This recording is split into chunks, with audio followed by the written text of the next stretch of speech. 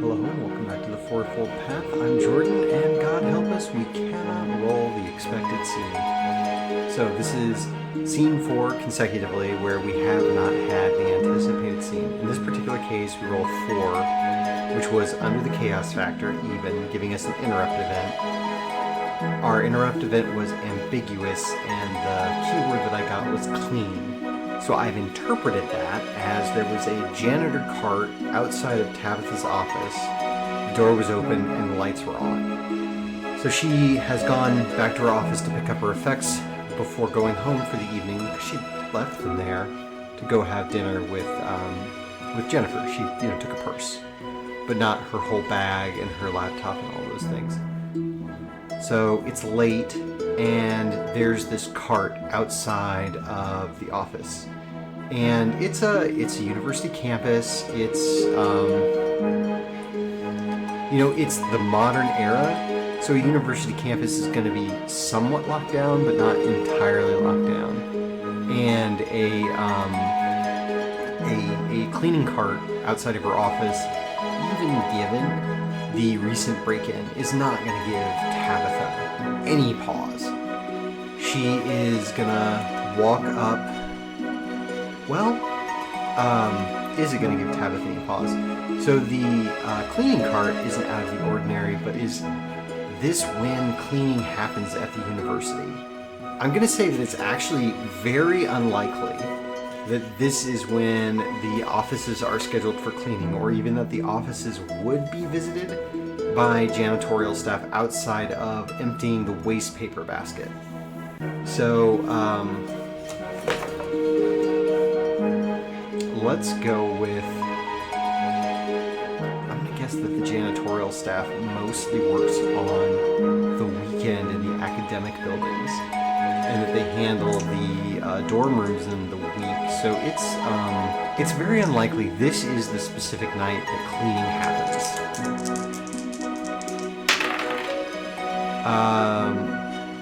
We rolled a 7. Yeah, so it's it's very unlikely that this is the specific night that cleaning happens. This is in fact when cleaning is scheduled to happen for this academic building. Tabitha is well aware of that. She's like, oh yeah, it's Monday. That's when they clean the mathematics department. Math on Mondays, and then the rest of the departments don't get that alliterative benefit, but whatever. So she brushes it off. She walks up to her. She walks towards her office and knocks on the outside of the door. Hey, don't mean to startle you, but I was just coming back to get my effects. And there is the janitor in her room. Yeah, that's not a question. The janitor, there is someone who appears to be a janitor in there.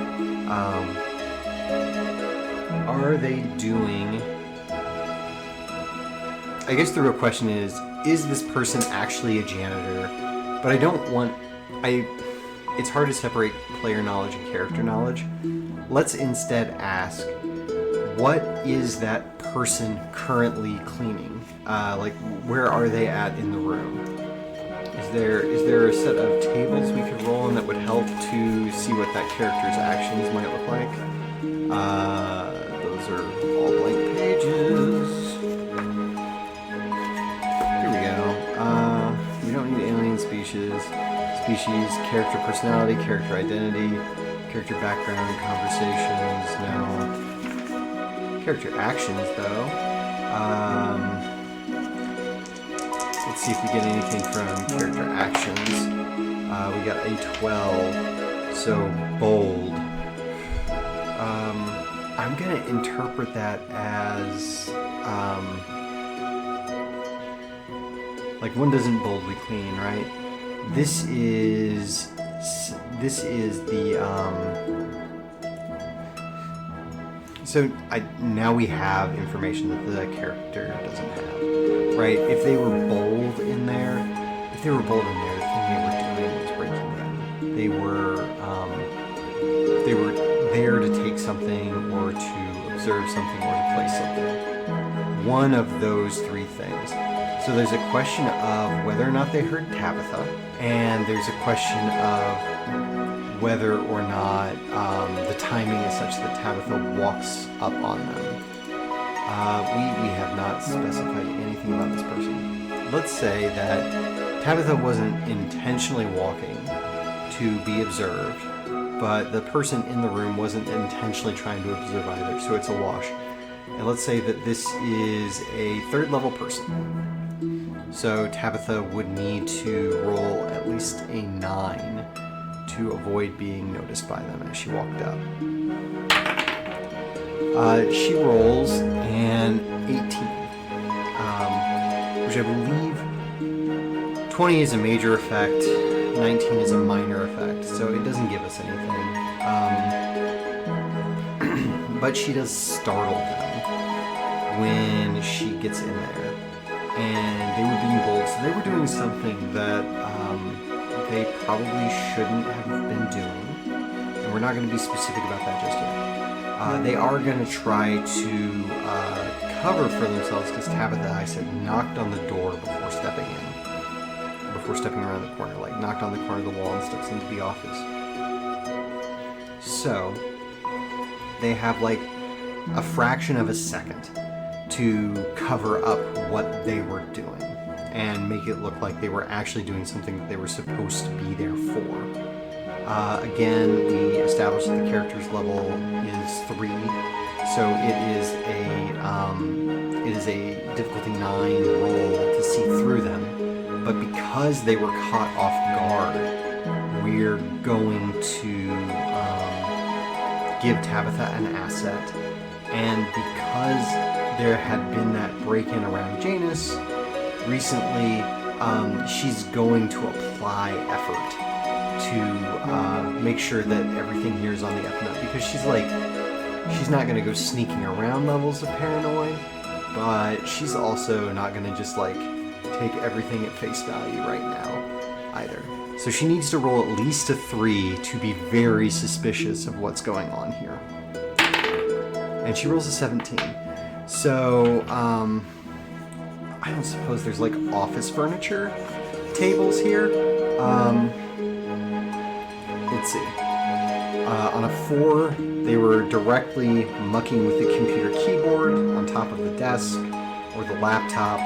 On a 3, they were underneath the desk fiddling around with cabling. On a 2, they were messing with the contents of desk drawers, and on a 1, they were poking around the bookshelves and all. They were looking in the desk drawers. So Tabitha knocks and then swears that she hears the drawer slide shut, and the person is leaning over a trash can, but they're not like stationed regularly to it. They're stationed behind the desk and picking it up from around the corner and over the side.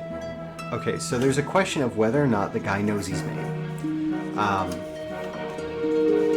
I'm gonna say that it's a 50-50 shot that he's just dead ass aware that Tabitha knows something is up. So we need to roll, so does he know something is up? He needs to roll at least a 65 to be clued in. We rolled an 83. He does not know that Tabitha is aware that he's there sort of surreptitiously. He's like, hey, so he's not immediately clued in. Tabitha still needs to sell it. She still needs to do a deception roll. So I think Tabitha's deception is impaired. It is. So he's level 3, but deception is impaired for Tabitha, so it's level 4. And she'll apply effort, making it level 3 again. We need to at least roll... She rolls a 13, so she sells it. The gentleman is like, yeah, whatever. Just get your things. I'm just finishing up here. Let me empty out the waste paper basket, and I'll be out of your way. And Tabitha agrees and says yes. And then the janitor walks out of the room with the waste paper basket, tips it over, brings the trash can back to her office, and she's like, that's not how janitors do that. They remove the liner and pick the liner up from underneath. And then he says, room's all yours. Have a good evening, miss. And goes on. Tabitha goes into her office, walks into her office, and would she shut the door? I don't know if she would shut the door. I don't think it's a coin flip. She needs to make a call. She needs to not be heard making the call because she's worried about the threat. There are campus security codes for active shooters and all those sorts of things so that you can call. There are security codes. So let's ask a fake question. Is there a campus security code where she can call and just say some code phrase to the central desk where she can inform them that there's been a break-in or that there's actively a break-in without saying the word break-in, or is she going to have to report something much more dire? I'm going to say that it's likely on a modern campus that such things are in place. If they're in place in retail, you would expect the school to have a little more forethought, right? 31, yes they are. Now the question is, does Tabitha remember them? She is an earnest educator, new to the school, so her training is fresh. So it's probably a very light task for her, and she's got a great, she's a mathematician, she's not forgetful, she remembers things. An intellect-based task of difficulty 2 for her to remember that, and she's gonna go ahead and spend the effort because it's important to her right now. She needs to roll at least a 3. She rolls an 18. She remembers. So she walks around to her desk, and she picks up the hardline phone that's in her office and presses the 2 buttons to get campus security, and she gets the operator. It's like campus security, and she is going to say whatever the code phrase is. So it's probably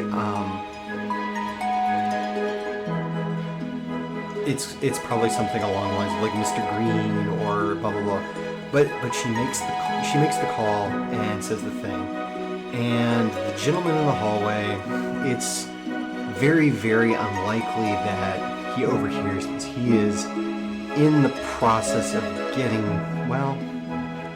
he is on alert and trying to get out of there. So he needs to know if he needs to start running. But right now he's just slowly pushing the cart down the hallway. He hasn't opened any other doors.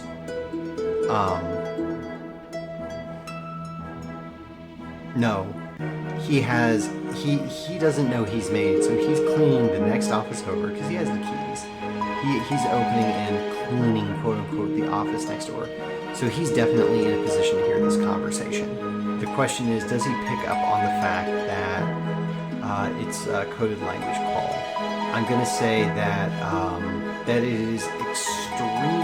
He's suspicious of the call, so that's an asset. But it's extremely unlikely that he would have the context of the university to know it.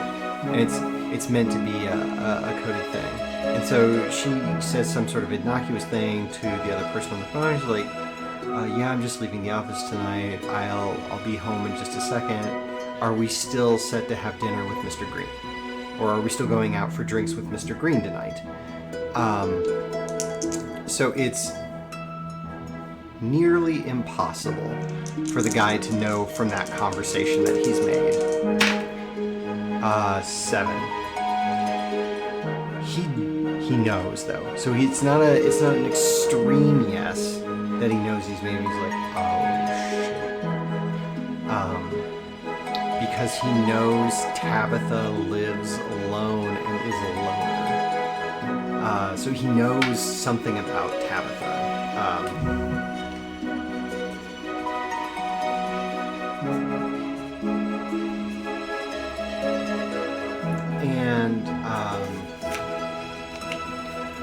When he hears that, Tabitha hears the footsteps in the other room.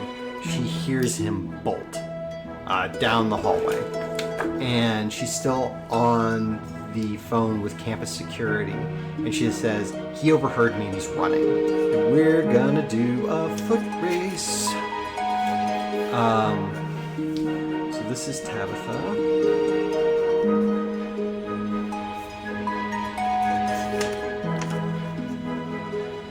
This is the burglar.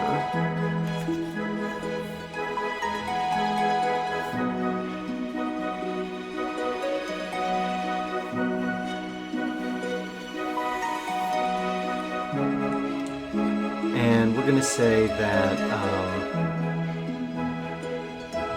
what are we going to say? Is it going to be a tug of war? Are we going to do racing clocks? So the burglar can't roll. Tabitha can just fail to keep up with the burglar.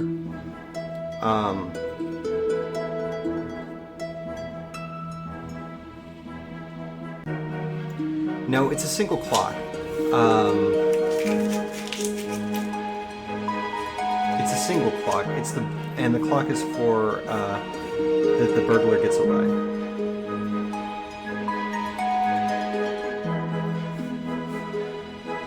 And we're going to say that is a 5-segment clock. So what does that look like? That looks like 3, very thin 3. 1, 2, 3, 4. Yeah, I can draw a penta. It's almost like a sand dollar. I almost got there, and not in an embarrassing way. So the burglar gets away. If the clock fills, the burglar gets away. How long will it take campus security to get here in a quantity where he's extremely unlikely to escape? I'm going to say that campus security has a countdown of the same number of no, it has to be more ticks than that. Campus security will get here in a total of 10 ticks. So she has to keep pressure on the burglar and let campus security know where he's running to. And so she's like, I've already made the decision. Tabitha pursues. So we are now in pursuit. Pursuits are speed checks. Tabitha has no edge here. And so she needs to roll since the guy is a 9, she needs to roll a 9 or a higher. She knows the campus cold and he does not. So she always has an asset. So she needs to roll a 6 or higher every time. And to start out with, she's going to make a phone call. She's going to dial the campus security on her phone. No, she's not. Well, is she going to call 911 or is she going to dial campus security? She's going to allow she's going to assume campus security called the police. She's going to dial campus security back and say he fled. I'm following him, and they're going to say, absolutely not, you crazy lady. Don't put yourself in danger over this. And she's not going to answer. She's just going to keep pursuing. So here is the first roll. We got a 20. A 20 provides a nat 20 in Cypher provides a big effect. I'm going to need to look that up, and I'm going to edit this out.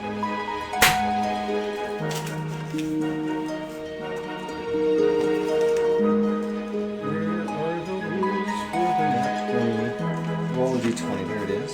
A minor effect happens on a 19, so a major effect happens on a 20.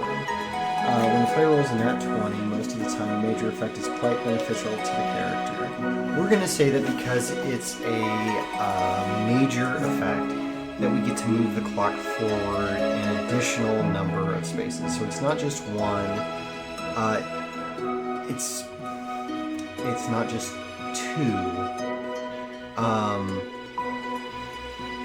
It's 2 or 3. I'm going to say that we move the clock forward 3 spaces on that particular thing. She gets really close to the burglar, and the burglar is not interested in a physical altercation. It's not the kind of escalation he's after.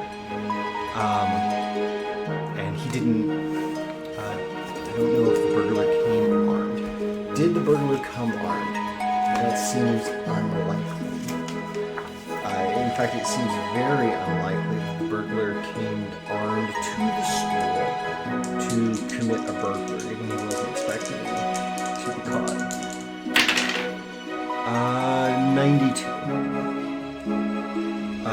Yeah, so it's exceptional no. He is completely unarmed. In fact, he has nothing identifying on his person, nothing that could be traced back to him other than the janitor stuff that he's got on is probably from the school itself, but nothing related to him. Anyway, that's the first. Oh, and on a major effect, we get the effort we spent back, so I get to keep my 3 points. Okay, the next tick. I'm going to spend effort again. 5 is insufficient. We took something off on the clock. I'm going to spend effort again. And we continue our hot pursuit. Oh no, we don't get to take it away. We have to succeed. 2. Another tick on the clock. I'm going to spend effort again. That time we succeed. So the campus officers are in relatively hot pursuit. I've spent a huge portion of my speed in order to get this done. Do I have anything that's going to help? I truly don't. I might spend some experience points though to get closer to succeeding, because I think getting this guy caught is going to be huge. Okay, anyway, so this time we're just looking. I'm gonna spend effort again. 16. I got it done even without the effort. No effort this time. 3. A tick goes by on the clock. No effort this time. 17. We are going to move forward. No effort again. A tick moves by on the clock. Alright, so I have to think here. We're very, very close to getting him caught. So we've been doing this race through the halls. I think at this juncture, he is outside. He is just getting past the front door, and Tabitha is breathlessly, panting, just boof, right behind him, and he's getting ready to go out the front door, and she says, "I don't know where you are." He's exiting. Well, she has to do a mental test, so we're gonna roll intellect here and let her use an intellect point on this task instead of speed, and she's gonna say he's running out the XYZ door. And that's enough for her to get to tick down the thing and not have to spend a bunch of her points. So now we're at 3. And the doors aren't locked, but so we got down all the way to 3. We have to decide sort of, he's gonna escape Tabitha, but there's a question of how much this countdown clock means. The campus security, anyway, she's gonna spend more. No, she's not gonna spend more than 1. It's gonna have to be speed. She's gonna put on even more speed to run. In fact, she's gonna spend the last of her speed. I hate it, but I think that's the right answer. It doesn't matter anyway. So the burglar gets away. The burglar, Tabitha's winded. She can't go on anymore. And so, the burglar breaks free, and she just doubles over with this splint. And she says he took off into, she's in a position to be he's out of the building. He took off north down the street. Let's do an intellect roll. Can she give an accurate description of him that doesn't involve the janitorial clothing? It's not a great description.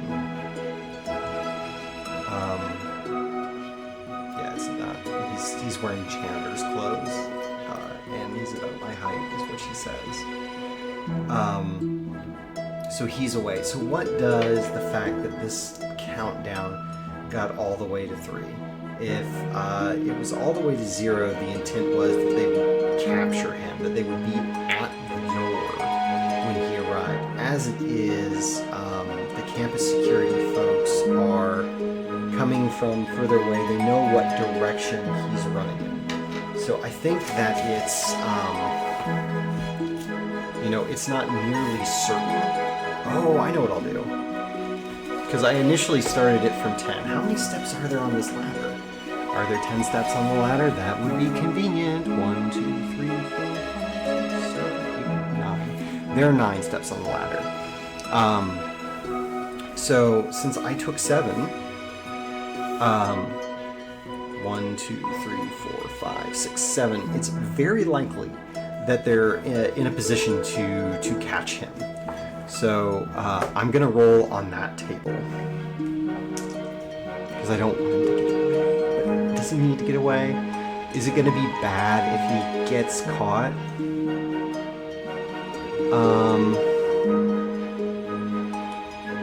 No, it's not gonna be narrative killing. That's gonna be the thing that provides us the hook.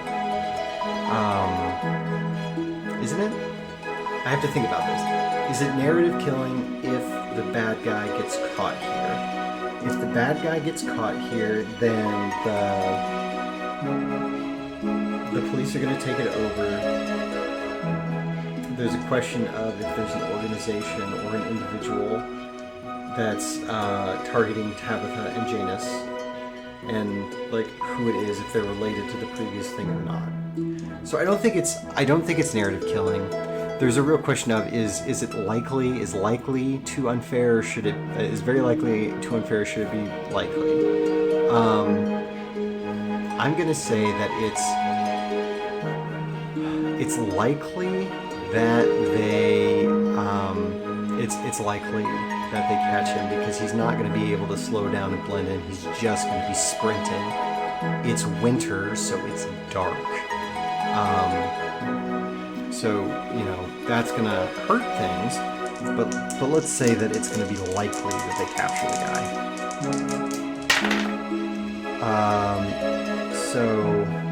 Man, if I'd said very likely as I initially went with, 1, 2, 3, 4, 5, 6, 7, right? Then they would have caught him, and they would have caught him just barely. But I think that that's not as cool as him getting away, and it fits with the clock. So they almost get him, right? He's not armed. He's very decidedly not armed because he doesn't need to be. So one of the campus security guards gets close to him, right? And they're chanting, stop. And he does stop long enough for the guard to run up to him and try to secure him, at which point he just, do I want to make him a martial artist? So just judo flips him? No, they get really, really close to him, and he evades, because the campus cops are not used to, just running dead out after someone who is a burglar. Someone who, is obviously in good shape.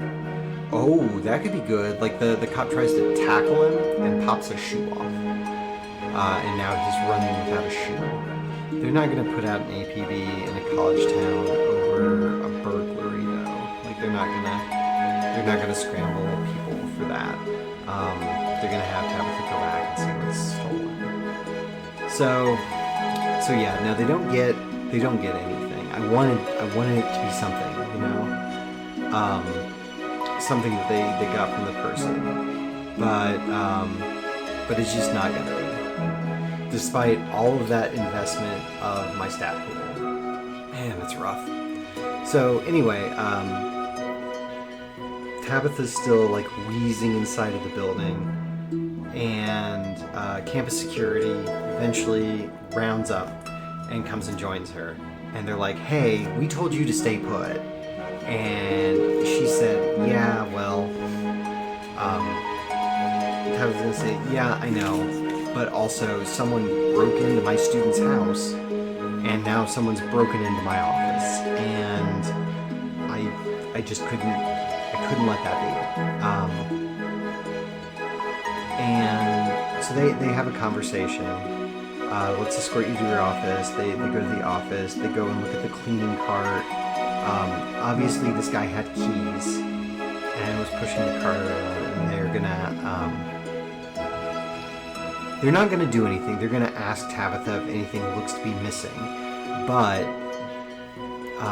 because she caught them early on, because they called so immediately, the police arrive actively looking for this guy. They show up at the building. They told them that the guy got away. He was running north. Here's his description. Here's what he's wearing. But he may have changed clothes by now, etc., etc., etc. 2 of the cruisers go off. One of them stays there to process the scene, and they prevent Tabitha from touching anything else, and from campus security touching anything else. So at least we will end up with,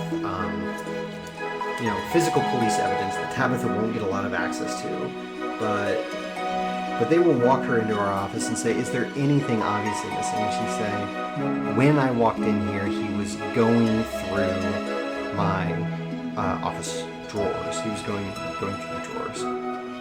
And they're going to say, well, would you...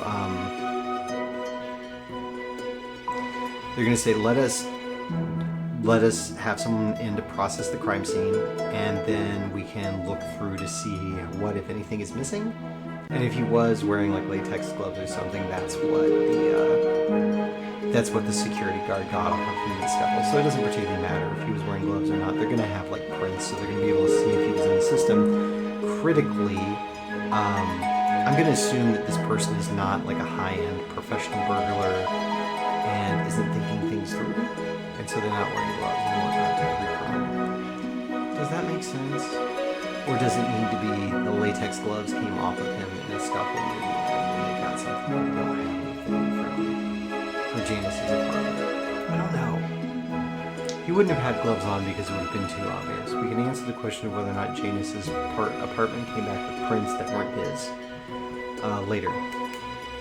So they're gonna ask her to sit there briefly, give a deposition. She's gonna do that, and then they're gonna come in and check the desk for like they're gonna powder the desk, try to get an imprint or relief off of some things that only he touched, and she's gonna say he touched the garbage can directly, and also when he ran out of the door, he like palmed the door.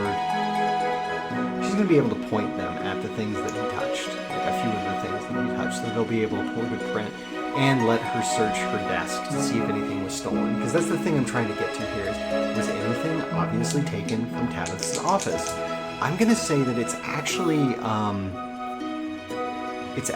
unlikely that anything was taken from Tabitha's office. So it's unlikely. Was anything taken from Tabitha's office? Is anything physically missing from her desk? 19. Yes, something was taken from Tabitha's office. What was taken from her office? Her desk would contain... would any of her personal effects be in her desk? Her notebook would have been in her bag. Her smartphone, her USB keychain, and whatnot, those would have been on her person. The drafting kit, a tablet, those would have been in her bag too. So, did they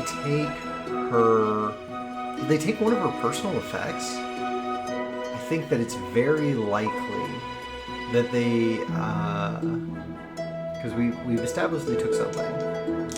Let's widen that. Instead, did they take or leave something? So something about the contents of the room has changed. Let's roll on one of the meeting tables to see what about the content of the room has changed. Yeah, this is going to be an absolute bear to edit. I don't want it to be one of her things. That's really what I want it to be. I don't want it to be one of her things. We already decided it was something from her thing. So let's, she has the tablet, the astrolabe, her drafting kit they wouldn't have taken, her weathered notebook. So those are 1, 2, and 3. Her tablet, her astrolabe, and her weathered notebook. And on a 4, we're going to have to construct an item from her office that was stolen. 1, they stole her tablet. And only her tablet. This is currently stolen. So they find the missing element and they say, one of the police cruisers will escort you home. And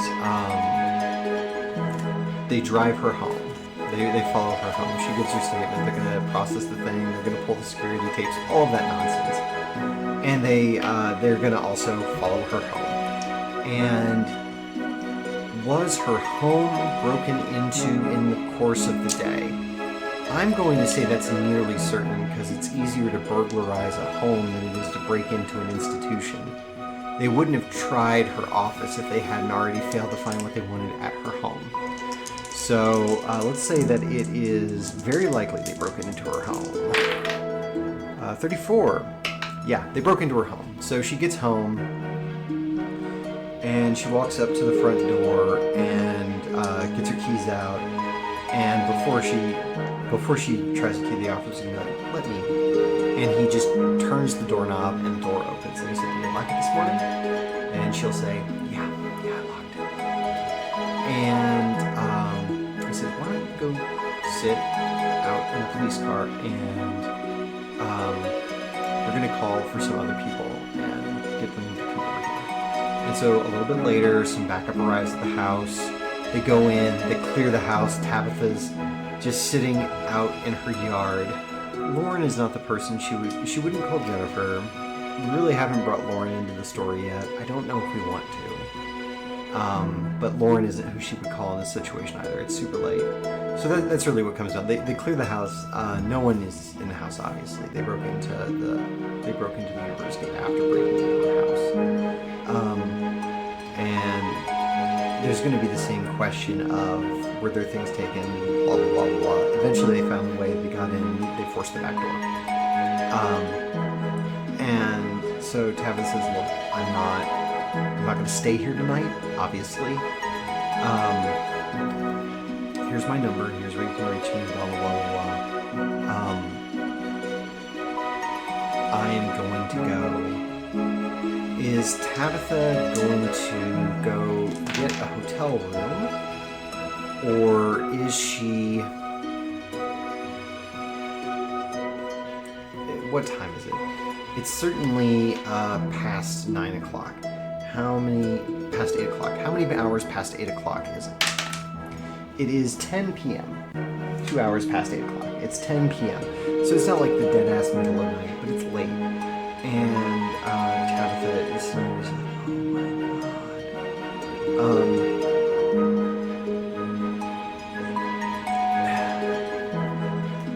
It's football season. It's Monday. Monday's fine. She'll be able to find a hotel room if she wants to. Is that what she's gonna do? Or is she gonna do something really dumb, like call Jennifer and say, "Hey, someone broke into my house too."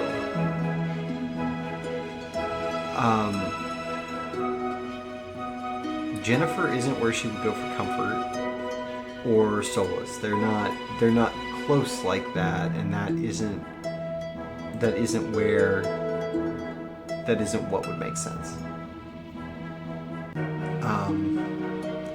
But she did give me her number just in case. She did give me her number in case something happened.